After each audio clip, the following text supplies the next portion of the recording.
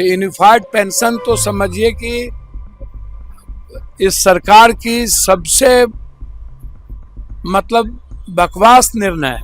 और इस pension scheme से आपने देश के अर्धसैनिक बलों को निकालकर बाहर कर दिया। सरकार ना सरकारी एम्प्लॉइज की परवाह कर रही है, ना जनता की परवाह कर रही है। ऐसी स्कीम्स लेके आती है जिससे लोग और परेशान हो जाते हैं। और ये मुझे लगता है देश के लगभग 10 करोड़ लोगों के लिए, 10 करोड़ परिवारों के लिए एक बहुत बड़ा समाचार है। नरेंद्र मोदी जी को धन्यवाद।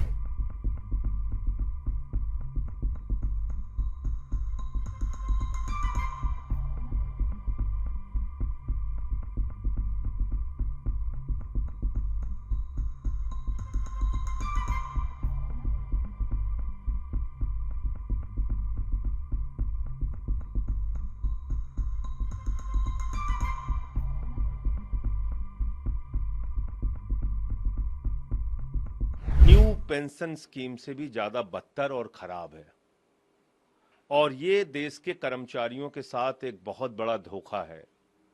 और इस पेंशन स्कीम से आपने देश के अर्धसैनिक बलों को निकालकर बाहर कर दिया। वो इस दायरे में नहीं आएंगे। देश के पैरामिलिट्री फोर्सेस इस दायरे में नहीं आएंगे, क्योंकि उनकी 25 साल की सर्विस होती ही नहीं। तो जब उनकी 25 साल की नौकरी होगी तभी आप यूनिफाइड पेंशन स्कीम का लाभ उनको देंगे, वरना 10,000 रुपए की पेंशन उनको मिलेगी।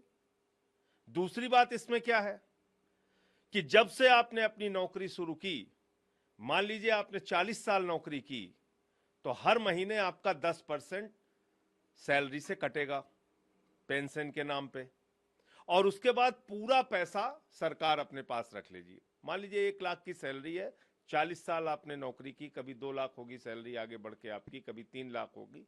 जितना पैसा आता है 10% के हिसाब से, वो पूरा का पूरा पैसा सरकार रख लेगी अपने पास। उसके बाद क्या करेंगे? अंतिम के 12 महीने जो हैं उसका एवरेज निकालकर 6 महीने की तनख्वाह आपको कैश में दे देंगे, और फिर ये कह रहे हैं कि एवरेज सैलरी निकाल के आपको आधा पेंशन देंगे।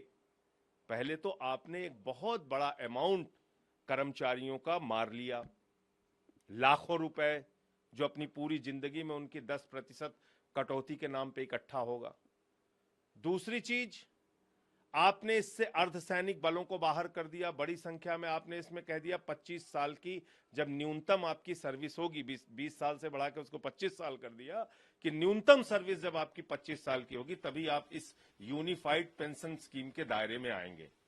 तो कुल मिलाकर ये एनपीएस से भी ज्यादा बदतर यूपीएस आया है, और देश के कर्मचारियों के साथ एक बहुत बड़ा धोखा मोदी सरकार ने किया है, जिसको इस देश के कर्मचारी समझते हैं। ये सरकार ना सरकारी एम्प्लॉइज की परवाह कर रही है, ना जनता की परवाह कर रही है।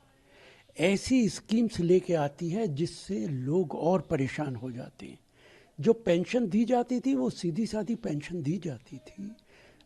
अब एम्प्लॉइज़ की सैलरीज के ऊपर डिपेंड करती थी। पिछले 70 सालों में पेंशन का यही तरीका रहा है। नए नए रास्ते तलाश करते हैं कि जिससे इन लोगों को फ़ायदा पहुँचे। इनकी दिलचस्पी एम्प्लॉइज़ को फ़ायदा पहुँचाने की नहीं है, इनकी दिलचस्पी अपने आप को फ़ायदा पहुँचाने के लिए है। ये यूनिफाइड बिल क्या है पूछे? कौन परसेंटेज दस्ट होगा, कितना काम करेगा, जितना काम करेगा। पुराना पेंशन कुछ और है।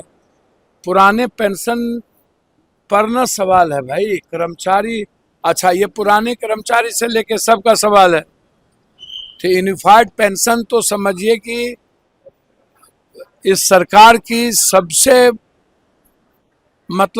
बकवास निर्णय है। यह कर्मचारी को मजदूर बनाने वाला निर्णय है। बिल्कुल कृपा आप करेंगे, सारे बेईमानी शैतानी को ढकने के लिए आपने हर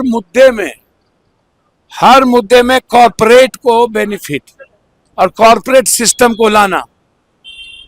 ये कर्मचारी के लिए कोई यूनिफाइड पेंशन नहीं है। इस पेंशन का कोई औचित्य नहीं है, और ये 10% भी लाभान्वित नहीं होंगे। ये बिल्कुल हर तरह का कानून ही इनका बिल्कुल इस देश में आम आदमी के हित में नहीं होता। ये कर्मचारी विरोधी तो सब दिन से है, नौकरी पेशा ही अब ये खत्म कर दिए हैं। तो पुराना कर्मचारी की बात तो इन्होंने की नहीं। अग्निवीर आप उठा के देख लीजिए तो नौकरी पेशा वाले, अच्छा बैंकिंग की बहाली होती नहीं है, रेलवे की बहाली होती नहीं है, न्यू नौकरी कोई है नहीं। तो ये जो यूनिफाइड पेंशन है तो अपने फायदा के लिए इन्होंने ले आया। देश के जितने सरकारी केंद्रीय कर्मचारी हैं, सरकारी कर्मचारी हैं, उन लोगों का एक लंबे समय से डिमांड था कि हमारा सेंट्रल पेंशन स्कीम को जो पुरानी थी वही लागू किया जाए। और आप सबको जानते हुए बड़ी खुशी की बात है कि 2 दिन पहले सेंट्रल पेंशन स्कीम को नरेंद्र मोदी जी की सरकार, उन्होंने इसको मंजूरी दे दी है। अभी हम और ललन सिंह जी साथ में ही आए फ्लाइट से, वो भी बहुत प्रसन्नता व्यक्त कर रहे थे। और मैं समझता हूं ये देश के जितने सरकारी कर्मचारी हैं उनके लिए बहुत ही खुशी की बात है कि जो भी सरकारी कर्मचारी की जब नौकरी खत्म हो रही होगी या जब वो छोड़ रहे होंगे तो उसके 1 साल पहले जो उनका वेतन होगा उसका 50% उनको पेंशन के रूप में मिलेगा। और ये मुझे लगता है देश के लगभग 10 करोड़ लोगों के लिए, 10 करोड़ परिवारों के लिए एक बहुत बड़ा समाचार है। नरेंद्र मोदी जी को धन्यवाद।